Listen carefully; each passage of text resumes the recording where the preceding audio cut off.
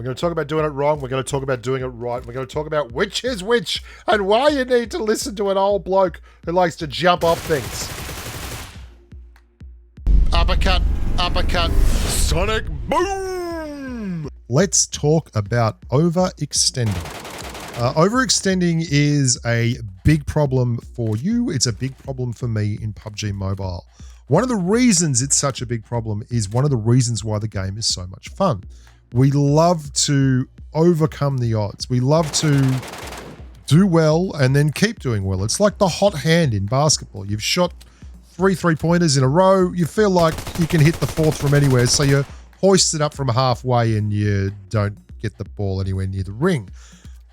There's nothing you can do about situations like this. This is just bad luck. You're rotating in through a car, on a road in a car, and there's some grub lying down 200 meters away with an M4. Or you're driving up a mountainside. This isn't overextending. This is just PUBG Mobile. I'm going to show you a clip. Now, this is from earlier this season, and this is a basic, stock standard, good rotation to the middle of the map, made easier by the fact that it is a runic power game, so we got to put up all these kind of runic power things, and then use those to get elevation and dominate the circle from the center. And this is how you want to do it. This is by the numbers. It feels like you're in control. It feels like you've absolutely nailed it. Now, we all know that this is great when it works. The problem we have as humans is that we lose focus. And overextending is, well, let's talk about what it is first. Overextending is when you move too far from cover, you take gunfights outside the zone. I mean, look at this. We are inside the circle, McDingling and I. We've cleared everything all around us apart from 2 squads, 2 duos that are over here to the northwest. All we have to do is hold the center of this circle here and they will destroy each other there and we can come in third party. Instead, I have a moment of madness.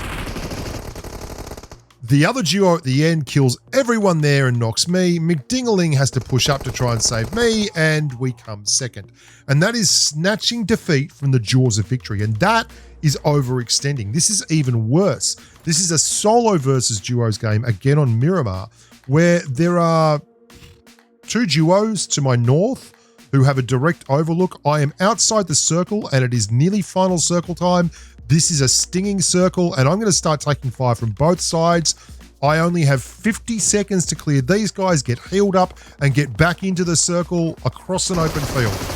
This is the very definition of overextending, and this is something you will do when you feel like you're playing really well and you can take anyone in a gunfight, and the next thing you know, you've run out of time and you're hitting yourself with an adrenaline shot and you still haven't thrown enough smokes and you're dead. That's overextending. Watch this. This next one is a junkyard and it's a squad game. And there are so many opportunities to overextend, but I don't. I actually really liked this passage of play. What I do here is I get to the best part of the map and then I just fight an aggressive holding action and force these guys into just a horrible, horrible situation. It's 3-on-3 and there are no prizes for guessing what I want to do here, which is run up there and machine gun everyone down. And I very, very nearly do it. I very, very nearly do it. And then I decide to think, maybe I should just win instead. Now that is a really hard thing to do. And what I'll quite often do in these kind of situations is just push, get the knock. But look at where we are. A knock right now is as good as killing someone. The circle is rotating in. That's 2 knocks. There's only 1 guy left. And he's looking at me. I don't even have to do the final shot. Look at that. McDingling was all across him. The guy was looking down towards me. That is how you run a final circle without overextending. Sometimes it's not your fault. Like you can see here that I am going to get the knock on this guy just across at the rock. We are outside the circle. They are inside the circle. There is 0 reason for that guy to be coming forward, apart from the fact that McDingling just knocked his teammate who pushed up to the back wall of those houses on my right. And that guy's trying to get a smoke off. One bloke overextending has now anchored his entire squad into an absolute train wreck of a situation. They have gone from being in the circle, overlooking a squad, all with hard cover, to being 3 knocks and one guy trying to save them who has to run into the enemy squad to get a hold of them. You can see that whole squad just got screwed because one guy overextended. This is something on a much smaller level. This is a squad game. I pull my pan out so that if someone shoots me, I'm panning like a pro. Watch how far I push out from the wall in just a second. All I'm doing is delaying here. I'm holding. I just want to make sure that while the revive is up and McDingling's getting his health back, all I'm doing is delaying and holding. And they're looking pretty keen to come in. The corner that I'm on here is excellent for peeking. We have an overlook of both sides. That's a terrible move from him. And we thirst him up. So there's another guy there. In fact, there's 2 guys there. I'm going to have time to get the heal, which is great. And we've really pulled this back towards us. I'm moving over to the right just in case my mate needs a hand. But no, they've got it. There's 2 of them over there. Excellent. Watch this. Watch how far out I strafe here. I strafe away from the cover and the guy behind comes out and nails me. I hate that. That is so dumb. There was 0 reason for me to move anywhere else. And we won this game, but this is what I mean. I go back and I look at the footage and I'm like, well, that is just incredibly dumb. This is a great example for me of doing it right. There are going to be multiple engagements here. Originally, I'm being chased by a squad, and then I'm going to clear them, and another duo, is going to pop on the hill above me. I try and set up on the top of this ridgeline, so I've got an advantage as they're coming in, and lo and behold, they do. They come up and push.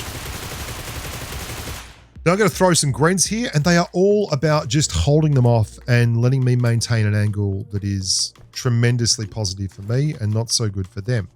You can see they're on the top of the hill, or bouncing off the top of that little mound. I'm going to get the knock, and I hold back here.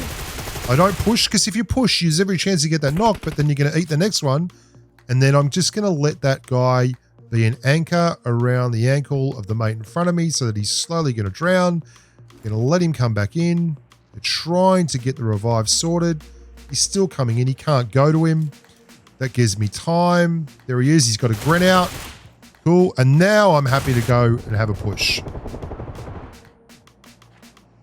Almost immediately, someone pops in while I'm healing and everything above me. And I am going to be engaged by someone down below me as well. Now, see, I start pushing forward and then I pull back. And the reason I pull back here is because there is no cover up on that ridgeline. Going to get a little bit of an overlook on them by pulling back just a touch. Smoking just out there. That gives me a bit of cover as I run back. So they won't be able to see me very clearly. And then we set up on the next ridgeline. This is not overextending. And I know a lot of people will be like, oh man, just push, just do this, just do X, just do Y. That's great. Just you play the game the way you want. I'm using the circle. I am right on the edge of the zone. Absolutely screwing with them. Worst potato ever. And then someone pops up from down on our left and he's going to clear my knock because, you know, that's what people do. There we go. So we've now got a real problem here. Because there is a guy in a ghillie suit just above me. I think he's got an M249. And there is a duo down below me. So this has made it a very tough gunfight. And he has moved in behind that rock there. So I'm really pincered hard there. I need to push him out. There is one thing I do have going for me. I'm closer to the circle than he is. And he can't move up on me without making enough noise for me to have a fairly large amount of time to get a hold of him. It's also very hard to throw Grens onto a downslope like that. And I try and move up and get an angle above him, but there's just no chance. I could blow this. I could push forward there and give him a third-party peek, but I don't. I just hold, get those Grens in behind him, force him to move out, and we get the kill. These are the kind of gunfights that I really love watching on replay. They're not the most exciting at all, but it's sometimes a lot harder to play with control than it is to play with aggression. I mean, I don't mean like sometimes. It's always a lot harder to play with control than it is to play with aggression. Because aggression, you just take a lot of risks. And that is great. And sometimes it's fun to do that. And it's good to get a squad wipe. But other times, I find a lot more joy in having a little more finesse with my gameplay. I hope you guys enjoyed that. I hope you can take something out of it. Please subscribe to the channel. Please like the videos and please share them if you think they're worthwhile. And as always, stay safe on the battlefield. Bye for now.